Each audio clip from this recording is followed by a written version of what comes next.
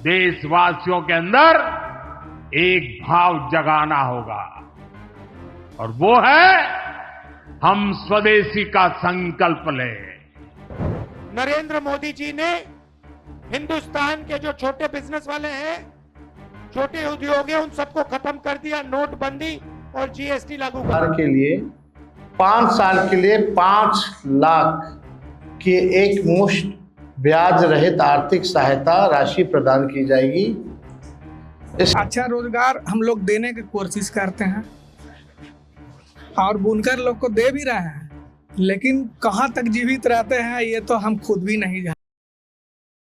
नमस्कार, मैं राकेश मोहन सिंह। और बिहार जब चुनाव के मुहाने पर खड़ा है और बिहार में हर नेता, हर दल का ये कह रहा है कि रोजगार हम देंगे, बिहार को हम कौशल विकास देंगे, बिहार के युवा का पलायन रोकेंगे, उस दौर में बिहार को मैनचेस्टर बनाने वाला पटवा समाज किस रूप में इस बुनकरी को, बिहार की संस्कृति को, धरोहर को जिंदा रखे हुए है, वो समझेंगे। जब लोकल के लिए वोकल होने की बात हो रही है, जब छठ बाद हर व्यक्ति को बिहार में ही 10 से 12 हजार रुपए का रोजगार देने की बात हो रही है, जब बिहार को विदेश जैसी सुविधाओं से लैस करने की बात हो रही है, जब जातिगत जनगणना की बात हो रही है, जब जातीय राजनीति की बात हो रही है, उस दौर में बिहार को मैनचेस्टर, मिनी मैनचेस्टर की पहचान देने वाला पटवा समाज किस रूप में इस बुनकरी को, बिहार के इस कुटीर उद्योग को जिंदा रखे हुए हैं, यही समझने के लिए हम गया के पटवा टोला में हैं और समझेंगे कि किस रूप में सरकार इस समाज की मदद कर रही है, इस कुटीर उद्योग को जिंदा रखने के लिए मदद कर रही है। आपको मैं बता दूं कि जीतन राम मांझी जो गया से सांसद हैं, वो केंद्र में एमएसएमई के मंत्री भी है, कुटीर उद्योग मंत्री भी है। अभी सभागार में उन्होंने टूल किट वितरण भी किया, लेकिन अभी तक पटवा समाज के लोग यहाँ पर विकास की राह की बाट ढूंढ रहे हैं। मैं बात करूंगा, ऐसे ही मैं एक कुटीर उद्योग में आया हूं और यहाँ पर आप देख रहे हैं ये पावर लूम है। 2 तरह के हथकरघा अब तो डेवलपमेंट हो गए, ये विद्युत हथकरघा है और एक हाथों से चलाने वाला भी होता है। और ये गमछी, बिहार में जब आएंगे तो गमछा और गमछी कहते हैं, देह पोंछने का, पसीना पोंछने का ये कपड़ा एक तरीके से लोग प्रयोग करते हैं। और भी कई इसके काम है, ग्रामीण क्षेत्रों में तो है, प्योर कॉटन से बनता है। और समझने की कोशिश करेंगे कि किस तरह से सरकार से मदद मिल पा रही है।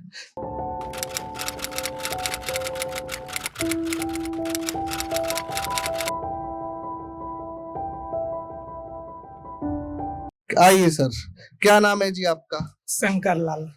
शंकर लाल जी, सबसे पहले तो अपने उस उद्योग के बारे में बताइए। ये उद्योग हम लोग का खानदानी मान के चलिए है, जैसे कितने साल से हमारे दादे के जमाने से है। जी हाँ, जी हाँ। लेकिन सरकार की तरफ से आज तक हम लोग का एक भी हेल्प नहीं मिला है। और इतना क्या कहे, उससे थोड़ा सा और इधर की बात कर लेते हैं। हम लोग को आज तक लोन भी नहीं मिला है इस मतलब कि पावर मशीन के ऊपर, चाहकर भी हम लोग को नहीं दे पाते हैं बैंक लोग। क्या कारण बताते हैं?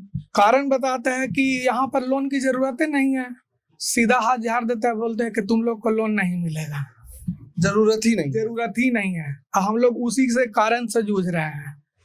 कम पूंजी में अच्छा रोजगार हम लोग देने की कोशिश करते हैं और बुनकर लोग को दे भी रहे हैं, लेकिन कहां तक जीवित रहते हैं ये तो हम खुद भी नहीं जानते हैं।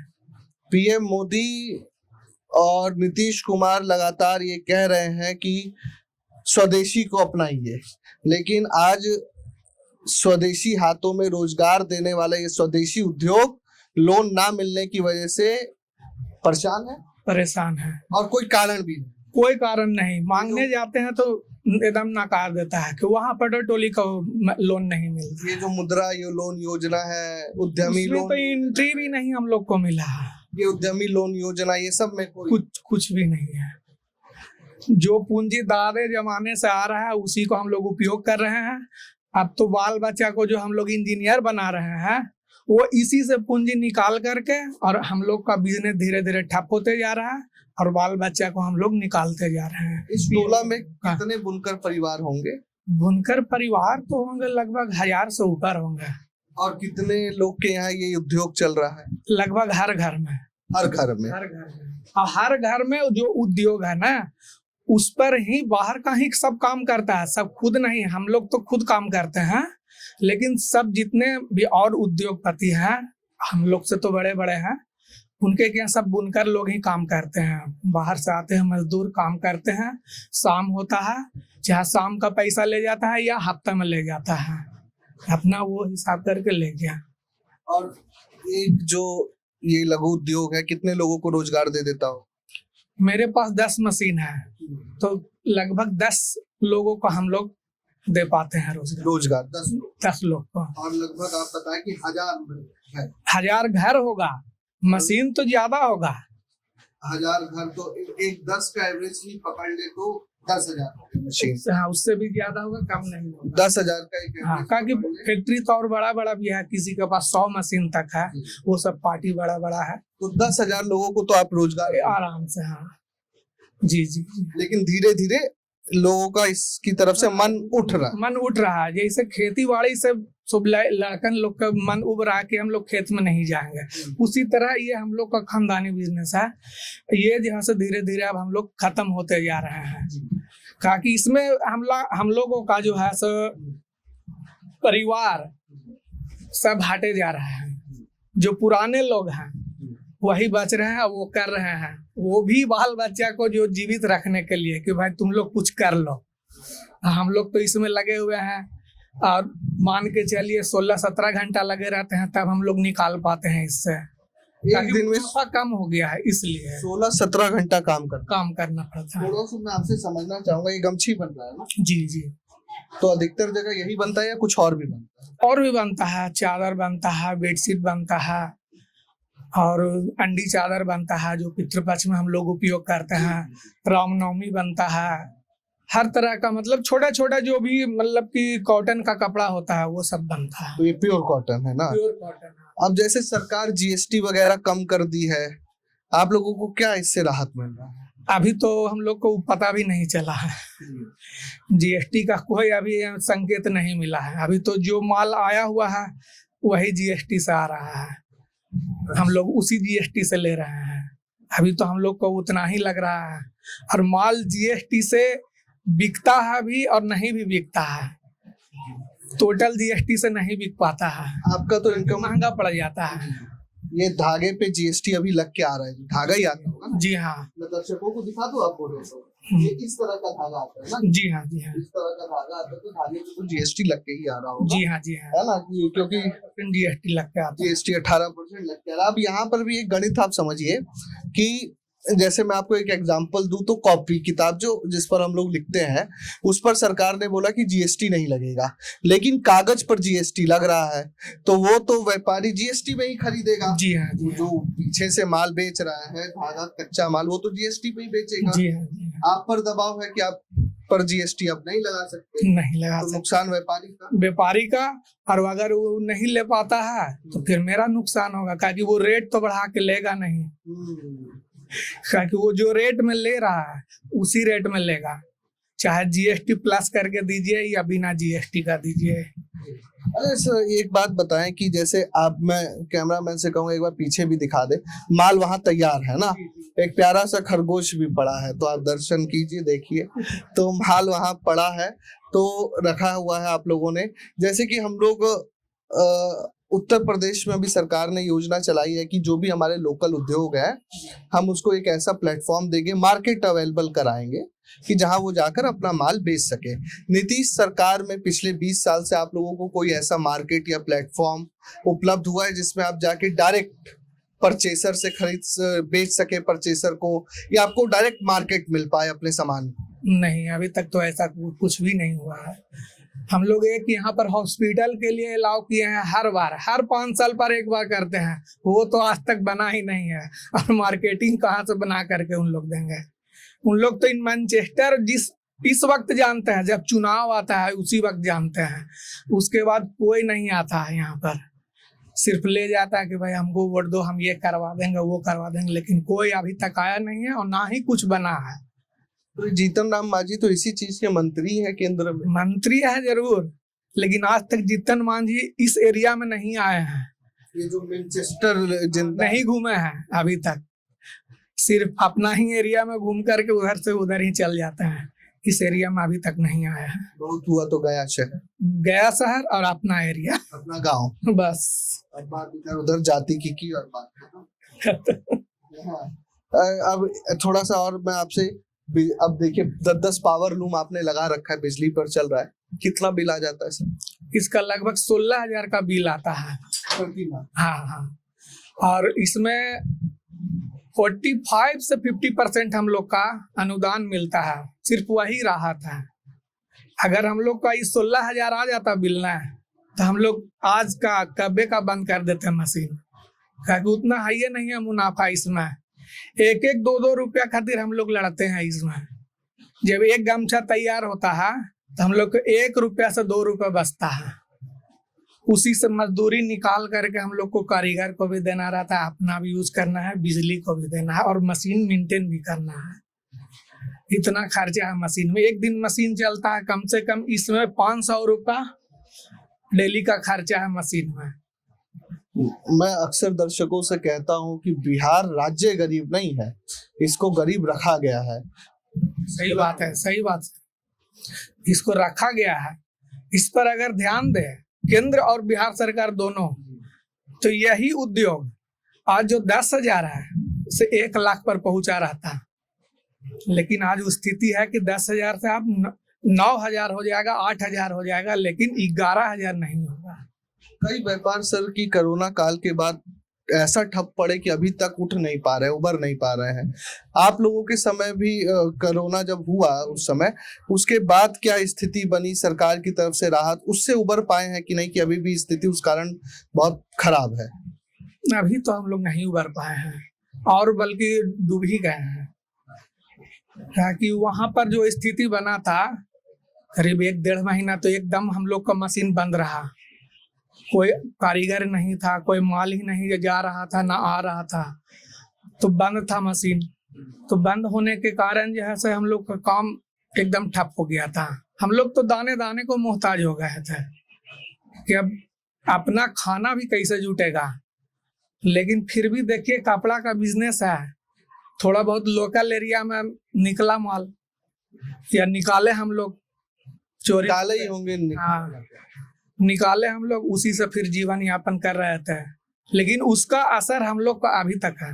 तो सर मैं थोड़ा सा, आप मेरे को एक चीज और समझाइए कि आपने यहाँ बना लिया प्रोडक्ट, आप कहाँ बेचेंगे इसको? हम लोग तो खैर इधर लोकल ही दुकान में बेचते हैं।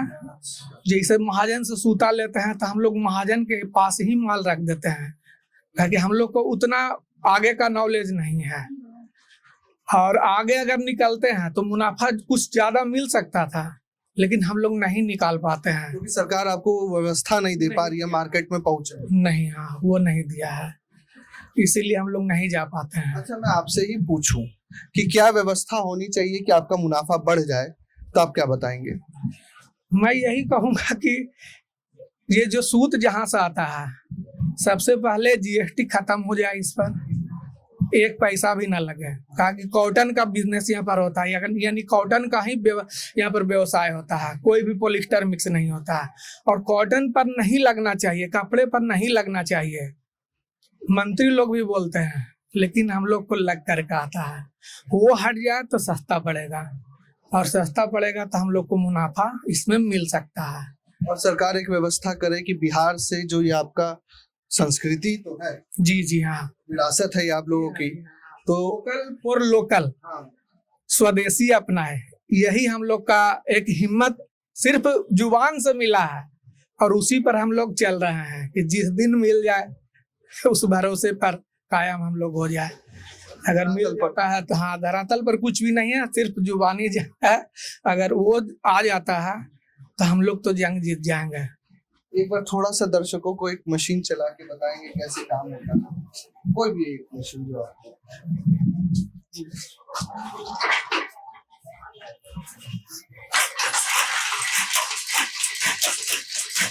और हम लोग सब अपने खुद परिवार ही काम करते हैं, बाल बच्चे से। हालांकि बाल बच्चा अब तो बड़ा हो गया है, हम पढ़ने के लिए बाहर भेज दिए हैं, मेरा भेज दिए हैं। वो फार्मेसी कर रहा है बच्चा मेरा, लेकिन हम लोग इसी में दिन रात काम करते हैं। दिन रात में जितना घंटा हो जाए, 16 घंटा, 14 घंटा, 15 घंटा हम लोग लगे रहते हैं। अगर व्यवस्था सही होती तो फार्मेसी से अच्छा फिर आप इसी में कोई कोर्स कराते हैं।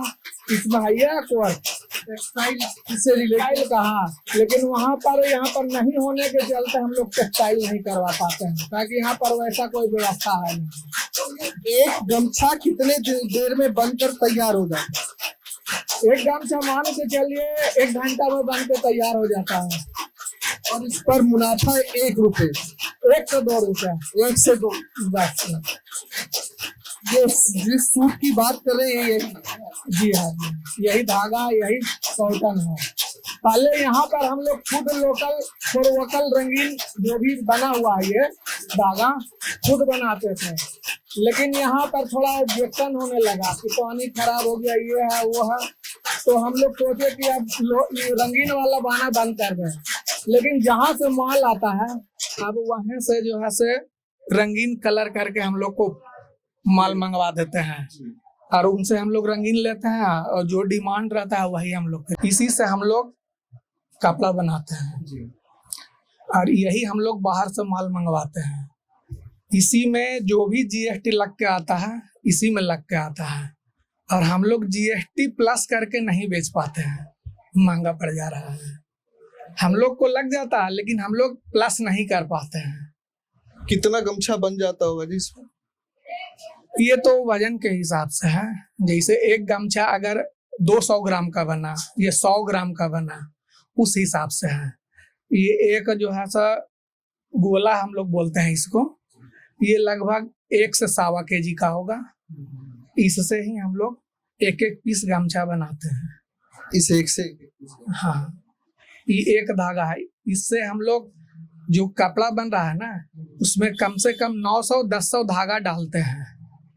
900-1000 धागा, 1000 जो अभी कपड़ा दिए उसमें करीब 920 धागा है। एक धागा की गिनाई? हाँ, गिनाई हो जाता है हम लोग को। कि यहीं पर देख लीजिए जो ये बना हुआ है बॉबिन, ये तो हमारे शहरों में ये लोग पतंग वाला। हाँ जी, हाँ, जो गड्ढा बोलते हैं, वही है सब। इसमें जैसा कलर डालना रहता है, जिस कलर का तैयार करना होता है, उसी कलर को डाल करके एक धागा बना करके उस मशीन पर हम लोग पिरोते हैं। उसके बाद जो है से हम लोग एक बीम तैयार करते हैं, और बीम तैयार करने के बाद फिर हम लोग मशीन पर चढ़ाते हैं। ये कैसे, मतलब इसमें से लपेटते हैं इस वाली मशीन से? हाँ, इस मशीन से उस मशीन पर हम लोग लपेटते हैं। इस मशीन से? इस मशीन से इस मशीन पर लपेटते हैं, तो थोड़ा थोड़ा करके लपेटते हैं। अच्छा, तो इतना चौड़ा हो जाता है। हम लोग तो तागा के हिसाब से लपेटते हैं। जैसे 900 तागा हो गया, तो 900 तागा फिर इस पर हम लोग लपेटते हैं इस मशीन के द्वारा। एक धागा से, हाँ, उस पर जाता है, हाँ, से इस पे आता है। यही धागा उस पर जाता है। अच्छा, इसके द्वारा जाता है। देखिए यहाँ पर सब धागा है। अच्छा, इसके द्वारा। हाँ, देखिए कलर है ना।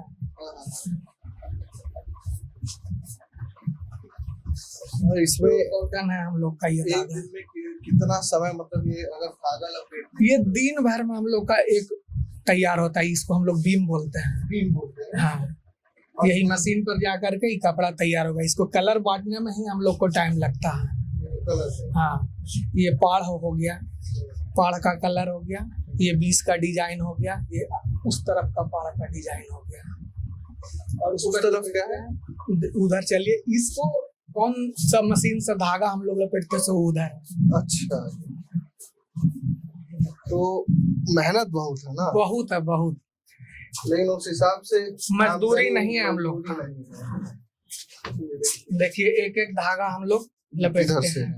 अच्छा, इससे देखिए हाँ, रंगीन भी धागा है और व्हाइट भी है। ये तो त्योहार की वजह से थोड़ा सा आज सन्नाटा है, नहीं तो यहाँ पर काम करने वाला भी आता है, सब गड्ढा देखिए बना करके रखता है, सब भर दिया, हम लोग जाकर के उस पर कितना रुआ, एक दिन में ही सब रुआ इस गड्ढे पर भर जाता है। इससे तो मतलब रोज शाम सांस लेने में भी कई बार दिक्कत बहुत। हम लोग का ये खानदानी से मान लीजिए कि पेशा है, और जो भी दिक्कत आता है ये नहीं आता है वो शरीर के ऊपर है, क्योंकि ज्यादा उम्र तक हम लोग काम नहीं कर पाते हैं यहाँ पर। अच्छा, ये भी एक सही बात है। कि रुआ जो जाता है शरीर के अंदर तो बीमारी का जड़ न है। लगभग कितनी उम्र तक काम? हम लोग 50 से ऊपर नहीं भाग पाते हैं, फिर छोड़ देते हैं, फिर अगली पीढ़ी को काम। हाँ, वो करना चाहेगा तब, नहीं तो अब तो चाह भी नहीं रहा है। ऐसा ही नहीं है तो पीढ़ी काम कैसे कहाँ करेगा, कहाँ से करेगा? सही बात है। आपका बच्चा फार्मासिस्ट है, कब फार्मेसी पढ़ रहा है, टेक्सटाइल इंजीनियरिंग पढ़ता है। जी ये हो गया। वो तो आता है ऐसे बोलता है इधर नहीं रहेंगे, इधर बहुत रुआ है, नहीं रहेंगे, खांसी आने लगता है, छींक आने लगता है, चला जाता है। बनाते हैं जो उसमें धागा मशीन के साइकिल के हिसाब से जाता है, तो यही कलरिंग के हिसाब से इसी कांडी पर, इसको क्या कांडी बोलते हैं हम लोग, इसी कांडी पर हाँ हम लोग लपेट करके मशीन पर चलाते हैं। पूरा मेहनत है। धागा वही रहेगा, सिर्फ स्टाइल अलग अलग है, उसका स्टाइल दूसरा है, इसका स्टाइल दूसरा है, यही हम लोग का। और खानदानी भी नहीं, हम लोग पहले धोती और साड़ी बनाते थे, जो आदिवासी लोग यूज करते थे, धोती और साड़ी, जो रांची वगैरह में अभी भी चलता है वो कपड़ा। अब वो कपड़ा हम लोग कम बना पाते हैं, क्योंकि उसमें तो और भी मुनाफा खत्म हो गया। पीएम मोदी को अगर गिफ्ट देना हो तो आप गमछा तो दे ही सर। जी हाँ, जी हाँ, हम लोग उसी से स्वागत भी करेंगे अगर आ जाएंगे तो PM Modi local for vocal की बात कर रहे हैं, स्वदेशी की बात कर रहे हैं, जीएसटी की बात कर रहे हैं। तेजस्वी यादव भी चुनाव प्रचार में आप देखेंगे तो गमछा ऐसे ऐसे करके युवाओं को अपनी तरफ आकर्षित करने की या चुनावी तौर पर आकर्षित करने की कोशिश करते हैं। तो वो आए और यहाँ पर गया में ही पटवा समाज का गमछा ले जाए, इसी बहाने उनकी बिक्री भी बढ़ेगी। क्योंकि अगर हमने लखनऊ में देखा है कि अखिलेश यादव गमछा ओढ़ रहे हैं तो सपा के अधिकतर छुटभइये से लेकर बड़ा नेता तक, गली मोहल्ले का कार्यकर्ता तक सब गमछा ओढ़ रहा है, तो इसी बहाने बिक्री बढ़ जाती है। तो तेजस्वी यादव भी गमछा ओढ़े, राहुल गांधी भी बिहार चुनाव में गमछा ओढ़े, नीतीश कुमार भी ओढ़े, और पीएम मोदी अगर आकर यहाँ पर बोल दें कि भैया मैंने यहाँ का गमछा हमको उपहार में मिला है, अच्छा गमछा है, तो यहाँ पर भी बढ़िया काम हो जाएगा, बारे न्यारे हो जाएंगे, 12 हो जाएगी यहाँ पर काम करने वाले लोगों की। लेकिन सारी बातें नेताओं की डिस्ट्रिक्ट हेडक्वार्टर और 4 लेन से नीचे उतरकर और चढ़ने के बाद खत्म।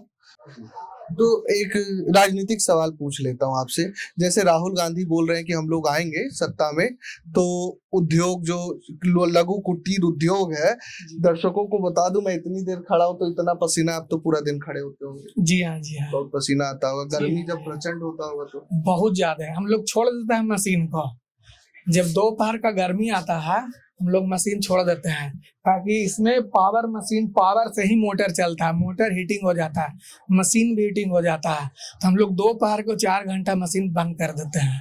तो मैं बात पूरी करता हूँ। राहुल गांधी ने कहा था कि हम लोग आएंगे अगर तो जो लघु कुटीर उद्योग है उसको हम लोग राहत देंगे, आर्थिक सहयोग देंगे, सहायता देंगे, जिससे कि कुटीर उद्योग चल सके। कुछ है भरोसा? सरकार आए तब तो मालूम पड़े, ऐसे तो हम लोग को भरोसा नहीं। जुबान जंग तो सब करता है, यानी जुबानी जंग जो है तो सब करता है, आज तक धरातल पर तो कोई उतरा नहीं है। तो 3 चीजें जो अगर हम आपसे पूछे तो आपको क्या क्या चाहिए कि चीजें बेहतर हो?